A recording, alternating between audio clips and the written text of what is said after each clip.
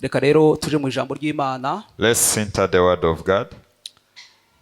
Ni muri Zaburi ya 46. Psalms chapter 46. Murongo wa 2. Verse 2. Ndetse no wa 3. And verse 3. Biravuga ngo Imana niyo buhungiro bwacu n'imbaraga zacu, n'umufasha utabura kuboneka mu byago no mu makuba. Nico gituma tutazatinya naho isi yahinduka, naho imisozi yakurwa hayo ikaja imuhengeri. Amen. Amen. Hallelujah. Hallelujah. Ko muri hasi cyane. Hallelujah. Hallelujah. Muracarusha cyane. Are you still tired? Turaganira minota mikeya cyane. We shall talk for a few minutes. Shoboka. Possible time. Hejuru y'ubuhungiro. About the refuge. Cyangwa se guhungira ku Mana. Or seeking refuge to God. Cyangwa guhungira ku Uwiteka. Or seeking refuge to the Lord. Umumaro wo guhungira ku Uwiteka. The importance of seeking refuge to God. Nizo tugiye kuganira. That's what we are going to talk about. Kandi ni ijambo ryumvikana cyane kuko ndabona abantu benshi ari impunzi. And it's very understandable since many of the audience you are refugees. You know why a person can be a refugee. And you know details. Umuntu yaza guhunga neza. When someone is about to run away, azahungira ku munyembaraga. They run towards the mighty people. Siko bimeze. Isn't it? Iyo uhungiye ku munyantege nkeya, if you run away towards a weak person, wa wundi uri kukwirukana, the one who is running after you, iyo yabimenye ko wahungiye ku munyantege nkeya, if he knows that you have gone to the weak person, arakomeza akakwirukana. He keeps on chasing you. Kuko baziko, because he knows ntaho wahungiye. You didn't go anywhere. Amen. Hallelujah. Ariko uza guhunga neza neza. But a person who runs away in a good way, ku munyembaraga. They run away towards the mighty people. Sinzi, I don't know, muri mwebwe, among you, ko hari umuntu wari watekereza ko hari umunsi umwe barya mwahunze bazabasanga hano bakabaha. I don't know if you have ever thought that those people whom you ran away from, they shall find you here. The people whom I ran away from in that country, possibly they may come here and hurt me. No one can think about that. Amen. Amen. Because powers are different. Amen. Hallelujah. The Israelites, when God provides them with commandments, and we are about to end, when He gives them the commandments, He gave them so many commandments, many, abundant of them, more than hundreds. The most known they are 10, but He commanded them 100 of them that shall help them when they reach their promised land. Amen. Hallelujah. Because the land they were going into, it was a land that the Lord has commanded them to exterminate all the people of the land, to kill those whom they have found there. And they are not supposed to follow the rules of that country, since there are no more people finding. Second, it's because where they were coming from, it was not their country, so that they should be having the rules of that country. Amen. Hallelujah. That was the reason of giving them rules, so that when they reach, they shall live in a life that is harmonized. Amen. Hallelujah. Among all those commandments that the Lord gave them, He gave them one major commandment I want to talk about, which is about this word that we've read. He told them if a person kills his fellow person, he shall also be killed. muri ayo mategeko menshi yabahaye, among those commandments, there was a rule saying, umuntu niyica uwundi, if you kill your fellow person, nawe bahorera wa wundi bamwica, also you should be revenged and be killed, Imana izagira kuri icyo kibazo, and God shall never be offended about. noneho iza gushiramo aga clause kavuga ngo, inserted a clause saying, kuri iryo tegeko, on that commandment, uramutse wishe mugenzi wawe, if you kill your fellow brother, ariko utarubigendereye, without planning it, zabaye accident, when it is accidentally happened, and you have killed without your intention. Amen. Amen. iravuga ngo muzagende mwubake imidugudu 6. He said, go and build 6 cities. hari abantu ngo Imana yari yategetse ko bazatura hakuno ya Yorodani. God has ordered some people to stay the other side of Jordan River. aravuga ngo muri abo bantu hazubakwamo imidugudu 3. There shall be built 3 n'abazatura hakurya ya Yorodani nabo bubaka iyindi midugudu 3. And those who shall live the other side shall build 3 other cities. Those 6 cities, izitwa ngo ni imidugudu y'ubuhungiro. they shall be called the cities of refuge. Amen. Ubuhungiro bw'iki? What is a refuge then? bisha abantu, for those who have killed people batabigambiriye, without their intention. nuzoza wica umuntu accident yabaye agapfa, if you kill somebody accidentally, bakaza kukwica, and they come to kill you, ukamenye ko ufite kuburana ko utamwica ubishaka, and you know that you didn't kill that person, uzabanze wirukanke uhunge, first run away uhungira muri ya midugudu into that city, as there are 6. Amen. Amen. ariko ya midugudu, but those cities, zari bifite itegeko rimwe rikomeye cyane. they had one major rule. ugomba gutura muri iyo midugudu, you have to live in that city kuzageza umunsi, until the day umutamzi wasize ahari igihe wahunze, the priest whom we left when he fled, until he shall die. Amen. Amen. namara gupfa nibwo wemerewe kuva when he's passed away, you are allowed to go back kugaruka iwawe and settle at your place. Amen. Hallelujah. ariko uramutse ucitse bukeya, but when you escape a bit, avuga ngo nkumbuye mwene mama uri hariya hakurya, and he said that I'm missing my brother who is the other side, ukagenda gusa ngo ugiye kumuramutsa, and you go there to pay a wa visit, mutamzi wasizeho wa munsi, while that priest whom we left there the day you killed the person is not yet dead, you are caught and be killed, and there is no condemnation about. Amen. Hallelujah.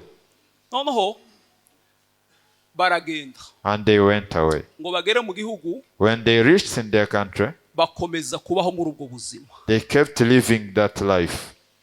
Amen. Hallelujah. Hallelujah. Hallelujah. Hallelujah. Hallelujah. banditse iyi zaburi, the authors of this psalm, ni bene Kora, they are sons of Korah. babyitegereje, when they looked at it, babyitegereje, when they looked at it, barebye ukuntu abantu, when they see how people baruhiye mu midugudu, they are so tired in kandi those cities, ngo barahunze yubatswe ari imidugudu y'ubuhungiro, yet they are called that they have gone to the refuge. barandika baravuga ngo Imana, they wrote saying that the Lord niyo buhungiro bwacu. is our refuge. Hallelujah. Hallelujah. Hallelujah. Hallelujah. Imana niyo God is our refuge. buhungiro bwacu. Kandi and again, and is our strength, ndetse ngo numufasha, and is a helper utabura kuboneka, who is very present mu gihe cy'ibyago, in troubles, n'igihe cy'amakuba. in troubles. ngo nico gituma, that's why tutazatinya, we shall never fear. Amen. Amen. Nibyo bintu bibiri tugiye kuvuga rero. Those are the 2 things we're going to talk about. Tugiye kuvuga, we're going to talk about Imana nk'ubuhungiro, the God as a refuge, nitumara tuvuga Imana nk'umufasha, and again a God as a helper, utabura guseruka mu who is byago ever present no mu makuba. in troubles. Amen. Hallelujah. Kuwa mbere, the first one, kuwa mbere, on Monday rather, ku cyumweru nijoro, Sunday night, bucari kuwa mbere, twararanye amakuru, we slept with the news, y'incamugongo, very terrifying news, uburyo ntekereza ko abantu b'iwacu mu Biyogobogo, in a way I thought that people of our village, ku cyumweru nta muntu wasinziriye. Sunday no one slept. Nta muntu wasinziriye. No one slept. ukurikije amakuru yaraye muri iryo joro. According to the information that was circulating in that night. Nguhabe kuwa mbere mu gitondo tuyabyukiramo. And on Monday morning we found that information. Amakuru yaraye akikikana mu ijoro ryo ku cyumweru. And on Sunday night. And on Monday morning it was true. Amen. Kuko amakuru yavugaga ko, because the information was saying, iwacu mu karere k'iwacu, in our area, in our back village, abantu ngo batego baturutse mu nzira zitandatu. People, they will be attacked through 6 ways. Barabibohereza. They wrote and they notified them. And it happened in the same way. Amasaha atarenze abiri, in not more than 2 hours, iwacu mu muhana neza mu magaja niho bahereye. They started from my village. Ntanzu nimwe yasigaye muri ako karere. There remained no house without being burnt. Ta butabazi, without kantu kepfu karugu. Without anything like intervention. Imana niyo. God is our refuge. Hallelujah. Hallelujah. Hallelujah. Hallelujah. Ariko abantu baratuye. But people, they are still staying there. And they are secured. Let's glorify God. Hallelujah. Hallelujah. Yes, people passed away, but they will never perish. But God, He intervened. The singer said, do not think that God shall never intervene. Sometimes He intervenes in troubles. Tukibeshe ija gutabara itabara hageze rimwe eko. Amen. Amen. Hallelujah. Hallelujah. Hallelujah. Hallelujah. In a time, a man is thinking and saying, there is no single village that is remaining. All people, they were in a valley.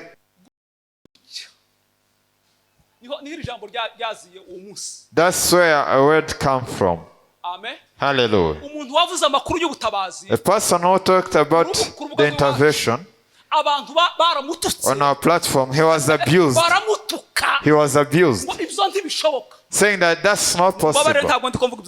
I'm not talking of politics, no. Amen. I'm thanking God. People, they misquote. I'm thanking God. I'm showing the power of God, how He intervenes. Amen. Hallelujah. Hallelujah. Hallelujah. Hallelujah. In a short time, the person who sent a message of intervention, people said it is not possible. Who intervened? Amen. Hallelujah.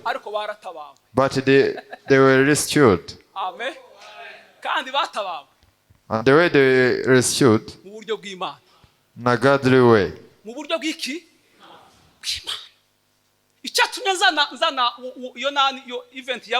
The reason why I have brought that event that happened is to show you that our God, however cut the situation might be, however desperate you must be in a situation, our God is there. Hallelujah. And shall intervene. Amen. Hallelujah.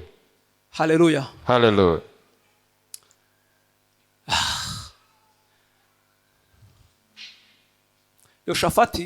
Jehoshaphat, once he was attacked by his enemies, the king of Assyria,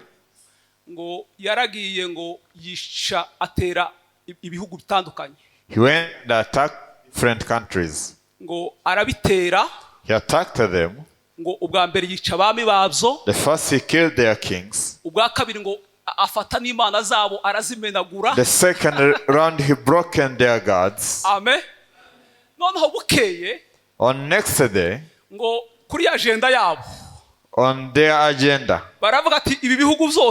they said, all these countries and their gods, we attacked them and defeated them. The next item on the agenda, we are to attack the Jews. Amen.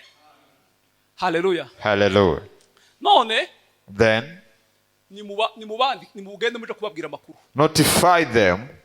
Mugende mubwire abaturage b'Ubuyuda bose. Go and tell the population of Judah. Mubabwire ngo, tell them, ibindi bihugu byose twari twaragambiriye gutera byose, all other countries have planned to attack them. Kimwe dusigaje iki kimwe rutoki tutaratera. We didn't left any. Nta mwami w'ibyo bihugu. There is no single king that we didn't destroy. Ndetse nta n'Imana n'imwe muri ibyo bihugu byose. And there is no single God of them that is remaining standing. Amen. Hallelujah. But go and inform them they are the next. And their king Hezekiah shall not deceive them that there is a God who is able to prevent the king of Assyria to destroy the country of Israel. Do not be deceived. Amen. Hallelujah. They went. When they reached, they surrounded the city. They seized the city. They called the population. Come and listen to this. Come and listen to this information outside. They told them the things that I have said. The population, they went. They found their king Hezekiah. They told him the news that they have got from Assyria. And it didn't stop from there. They had brought a letter. Hallelujah. Testifying that information, how it happened. Amen. Hallelujah. Take this letter and confirm that Hezekiah has seen it properly. Tell him about these kings and these gods that we destroyed. Let him know. Amen. Hallelujah. They took that letter and they gave it to their king. This is the letter from Sennacherib, he wrote. Go and know how to manage. Listen to how he handled. Amen. Hallelujah. God is our refuge. Amen. And he went and said, this letter, I can't do anything about. I cannot call for the cabinet to handle this situation. We don't know how we can start. He opened the temple. When he reached in front of the altar, he kneeled down. And he read the letter to God. Amen. Hallelujah. He read the letter to God. And he told God, saying, this is the information from Sennacherib. And again, what is in this letter? This letter, it is the truth. Amen. Amen. This information, this letter, it is the truth. We know that it is the truth. These countries, he destroyed them indeed. And these idols that are written here were destroyed indeed. Hallelujah. But what we know is one in these words, is that these idols that he destroyed, they have ears, but they do not listen. They have hands, but they do not work. They have legs, but they do not intervene for their people. There, that's where rise your difference from those idols that he destroyed. Hallelujah. That's the difference only. By destroying them, he did surely. Amen. Hallelujah. And he told God to go ahead. You are the one. You are the one. Haven't you heard? that all gods in this region were destroyed. Amen. It's you. Let us see. You are the next. Amen. Amen. We shall see you today. Amen. Amen. Only what we know. What we know for sure is that you, for you, our God, you are different from those idols. You are different from those idols. You are totally different.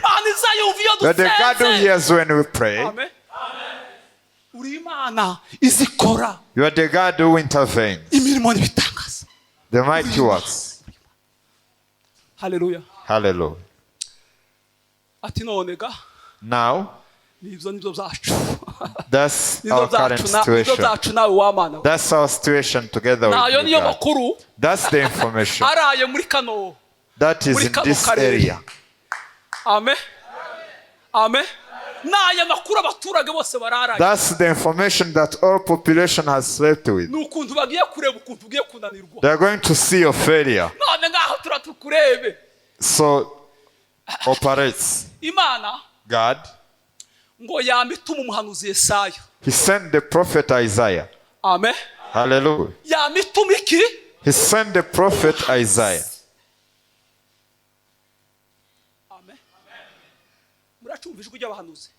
Do you still listen to the voice of the prophets? Or you've despised? Don't know how that one came. The voice of a prophet.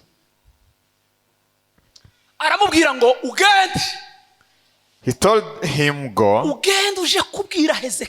and tell Hezekiah. Go and tell him the news of hope. Go and tell him the news of comfort. Tell him to tell Sennacherib that the daughters of Zion, they have mocked him. They have mocked him. They have despised him. His value is equal to be despised by the daughters of Zion. They have mocked him. They have said it's not possible. It's not possible. Amen. Hallelujah. Amen. Hallelujah. Hallelujah. Hallelujah. Hallelujah. Hallelujah. Surely. Surely. I swear before God.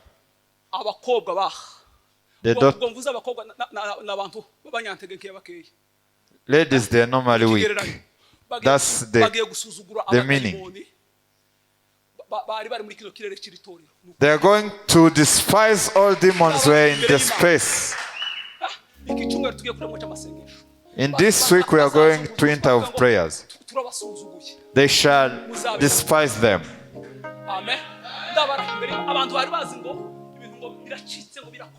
People, they knew that things are tough and difficult. Hallelujah. Our weak people, they are going to mock the demons and say, the church of God stands firm. Hallelujah. Go and tell him. Go and tell him no. This news, the information outside here. No. No. No. Hallelujah. No. No. No. The daughters of Zion, they have mocked you. The powers of demons and Satan of destroying. No. Hallelujah. Hallelujah. Hallelujah. Hallelujah. In the morning, in that night, God sent his angel He went and found where armies were asleep, getting ready to attack in the morning. They were just without left any single person. Amen.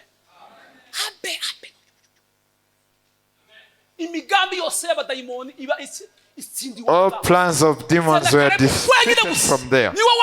Only Sennacherib were left. When he woke up in the morning, he found his armies. None is left. And he went back. When he reached, he was killed by his sons. Amen. Amen. The plans of demons failed. Hallelujah. Hallelujah. Hallelujah. God is our refuge. Christians, we are to seek refuge from God. Whether you have issues from your family, whether you have issues from your country, whether you have issues from your church, seek refuge to the Lord. Amen. That's where there is a refuge. The mighty people do not have a refuge, and the wise people are like. And the wealthier people, they are without as well. The refuge is to the Lord. Amen. That's point number one. Point number two. In Bethany, there was a family. Was made of 3 people. 2 ladies and 1 boy. Then the son got sick among those daughters. Amen. When he got sick, they had their friend who was known in the whole area that he heals the sick people. Amen. Hallelujah. They all knew that wherever the friend of that family could pass, he couldn't leave the sick people without being healed. When he could reach, when there were people with hunger, he couldn't leave them with hunger. When he could reach, finding dead people there, he could left them risen. Amen. Amen. Then after, they thought that all is well with them. Getting sick, when you have your friend who heals the sick people and raises the dead, there is no problem. They asked each other, get to know where there is the friend of this family, where he is currently. Who is that friend? You want me to say all? It is Jesus. He's a good friend who shall never forsake you.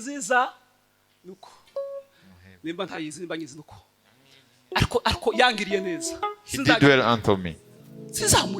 I shall never abandon him.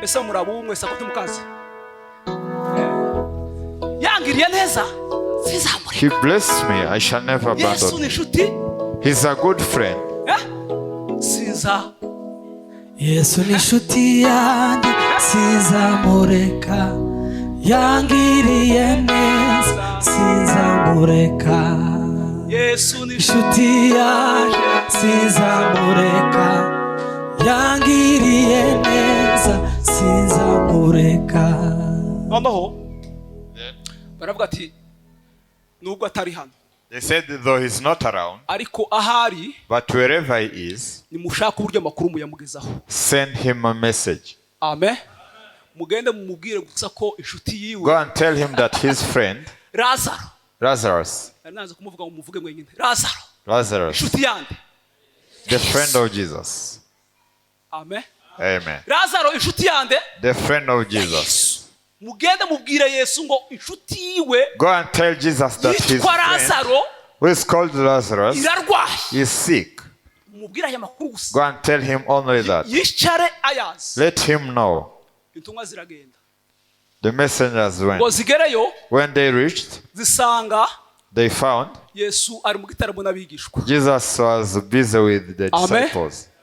Ngo ashike barabwira ati mwanze muhagarike ibindi byose tubabwira amakuru. They first notified him. Mutubwirire Yesu. Tell Jesus. Mubwire amakuru ko ubutumwa twari tuzanye. Tell him the message that you brought. Ko Lazaro inshuti yiwe irwaye. To inform him that his friend Lazarus is sick. Amen. Amen. Ngo barangize bama bisubirayo. Then they went back. Noneho Yesu. Jesus. Ngo akomeza imirimo yari arimo. He kept the works that he was doing. Akomeza igitaramo yari. He kept on the prayers that he had. Amen. Akomeza. He kept on the works that he was doing. Because he's ever present helper in troubles. That's why we shall never be afraid. When they reached, have you found him? Yes, we found him, we have informed him. Since that you've informed him, they kept on taking care of him. The Panadols, all kind of medications around. The person went on getting sick. And Jesus is still doing works the other side. The person got bad. The first day, the second day, next day, Lazarus passed away. The hope finished. Has died when the information have reached to Jesus. Amen. Amen. Jesus, who is his friend, a friend to the dead person. Amen. Amen. Maze abanyabwoba nabati. Those who are afraid and those who do not believe. Sometimes it looks that we are forsaken.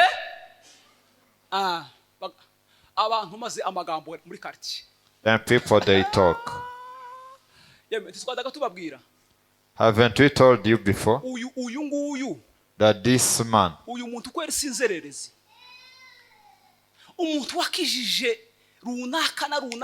the person who has healed so and so and so and so, has risen so and so and so and so, healed even the prostitutes.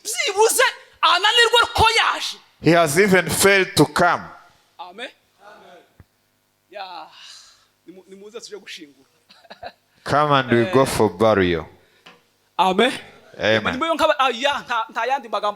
There is no more words. The family has gathered, it is over. Go and bury. They went on and buried. Amen. Amen. Hallelujah. Hallelujah. On fourth day, when the person had passed away and he was buried, Jesus told the disciples, he told the people whom they were praying together, come. I have come to know that our friend is asleep. Amen. Amen. He's asleep? Yes, he is indeed. Getting asleep, it is simple. Amen. Hallelujah. The Martha and Mary shall wake him up. They did not understand yet as we do. Amen. Amen. As we fail to understand. He said you didn't understand it properly. And he confessed and told him it's not about sleeping, but it's about death. Amen. Amen. When they heard that it is death, you know what happens normally when you all hear that? All people, he has passed away. Sorry. Let's go. Amen. Amen. Since it is dead, sorry, nothing is left over. Let's go and comfort the family. They went. When they reached, Mary, one of the sisters of Lazarus, he looked at Jesus from far. Amen. Amen. And went on rushing. And went to Jesus and stopped him. And said, if at all you were here before, our brother couldn't have passed away. He blamed Jesus. Amen. Amen. Amen. Listen to our thoughts. Jesus, if at all you were here before, our brother, you came late, you've come late. Amen. Amen. You've come late, he passed away. We've buried. Amen. Hallelujah. Hallelujah. Hallelujah. Do you know that Jesus came late? Amen. Amen. He said, listen, you don't know. Then you're saying that if a person, though he might be dead, shall be alive again. Don't you know that? She said, I know that. Hallelujah. I know that. I know that. And you are the one who told us. But what you said, it is not for the present. Amen. Hallelujah. It's not for the present. We are waiting for it. We are waiting that our brother shall be risen. He said, I am the resurrection and the life. Amen. Hallelujah. And he asked her, do you believe that? Do you believe this word that we are talking currently? Hallelujah. Hallelujah. What do I do? Let's keep on with our journey. They went on. Martha also, people had surrounded her. She wasn't getting where to escape from. Mary sent her a message saying that the teacher is here. Though you are seated there, but the teacher is here around with us. Martha stood and also went to see Jesus. People were with her, followed them. They thought she's going to mourn from the grave. Amen. Amen. They thought Jesus came. They're still thinking that they are going to mourn from the grave. When they reached, he said, take me to the burial site. He's a helper who is ever present in troubles.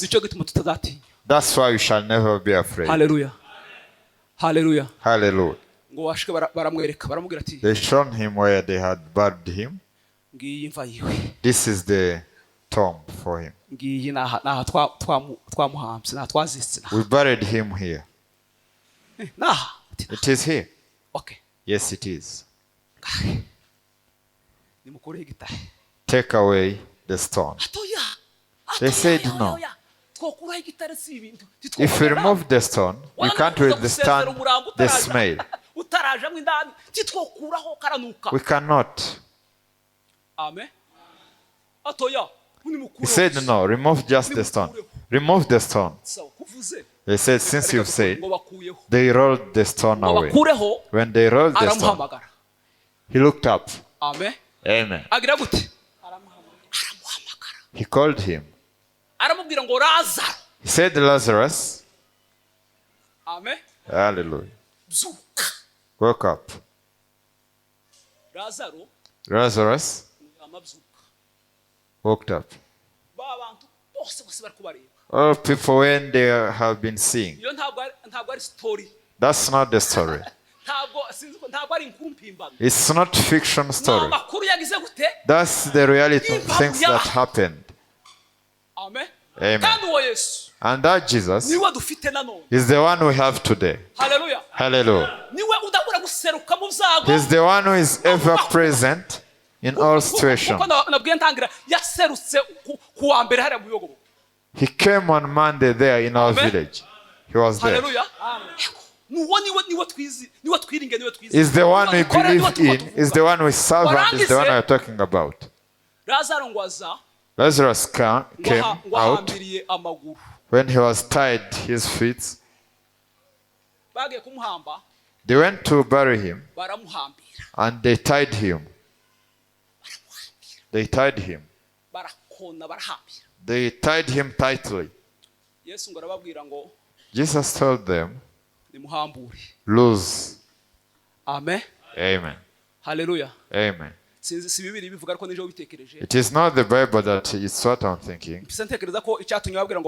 I thought the reason why he told them to lose, he did two things that he had told them to do. He told them to roll the stone. They are the one who had put there. Amen. Amen. Amen. Amen. He couldn't come to remove the thing that they had put there. You are the one who put it there, so remove it. You are the one who put this stone. You are the one, so remove it. Amen. Amen. After removing the second one, he came out tied. None has found them into the grave to tie them. You are the people who tied them. So lose him. Amen. Hallelujah. Hallelujah. Hallelujah. Only those two things. Hallelujah. Hallelujah. You are the people who set the stone to be there. So you should remove.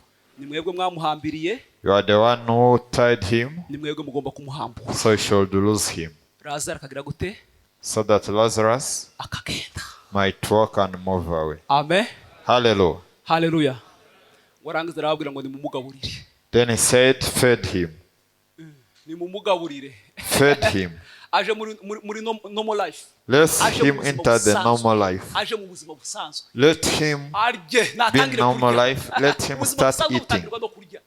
The life starts with eating. When a child is born and does not breastfeed, that's a problem. The life has started with issues.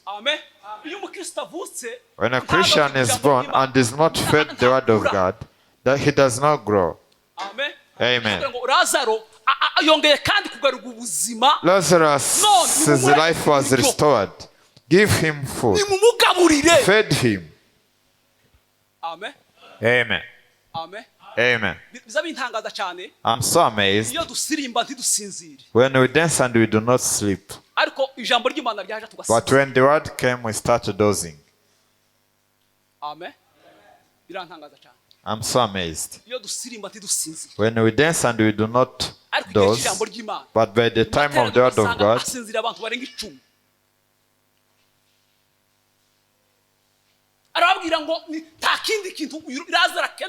he said Lazarus does not need anything else. After being risen and being loosed, he is to be fed. Give him food. Amen. Amen. Stand and we pray.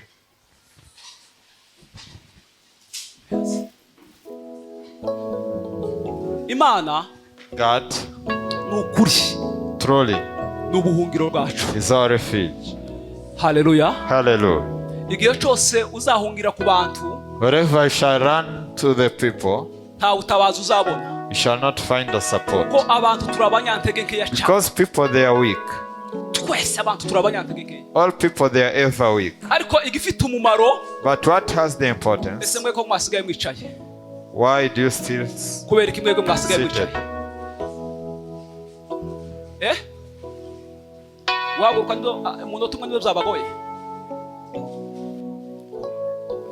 Mana data wa twese uri mu ijuru, mu izina rya Yesu Kristo, ni wowe mbaraga yacu iteka ryose. Iyo dutewe n'ibyago n'amakuba, ni wowe tuzaduhungiraho. Waravuze ngo yeme abarushe n'abaremererewe nimuze iwanje ndabaruhura. Abantu bararushe, abantu twikoreye imitwaro ituremerereye, ariko turifuza uburuhukiro bukomeye, turifuza uburuhukiro bufite imbaraga, bushobora kuturinda, bushobora kuturengera. Ariko ubwo buruhukiro muri iyi si ntaho twabubona, ntaho twabona uburuhukiro. Imitima yacu igera ikaruhuka, imitima yacu igera igakira, imitima yacu igera ikumva amahoro. Uburuhukiro ni wowe gusa w'Imana we, ubuhungiro bwacu ni wowe w'Imana we. Tuguhungiyeho kugira ngo tubone amahoro. Iyi si kiratwirukana, Satani ari inyuma yacu karatwirukana, mubiri uri inyuma yacu kuratwirukana, ariko turahungira kuri wewe Mana, Imana y'imbaraga, Imana ifite ubushobozi, Imana izivuga bikaba, Imana izitegeka bigakomera. Mu izina rya Yesu Kristo widutegeke, widutegeke w'Imana we. Intambara zirahagarara mu izina rya Yesu. Nutegeka w'Imana we, izi ntambara ziri muri bino bihugu ziraceceka. Nutegeka w'Imana we, ibibazo biri mu miryango biratuza. Nutegeka mu izina rya Yesu, abantu barabona amahoro. Ngwino tugirire neza k'icyumweru tugiye gutangira Mwami Yesu. Mu bikorwa bitandukanye turifuza kuzabana nawe, abazaja mu mirimo hirya no hino Mwami Yesu turabasabira kugira ngo bazabashe guhabwa umugisha wawe, kugira ngo ibyo bazakora byose Mana, ibiganza byabo byo bizafata bizunguke.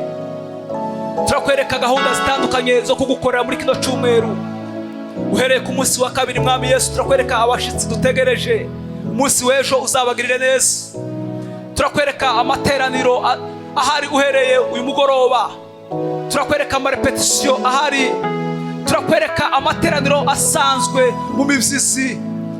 Yesu uzabane natwe, umuco wawe uzamurike, uzaturinde impanuka z'uburyo butandukanye zo mu mwuka no mu mubiri, uzaturinde uburiganya bw'abadayimoni, uzaduhereze kumva no kumvira, uzaganirize ubugingo bwacu w'Imana we.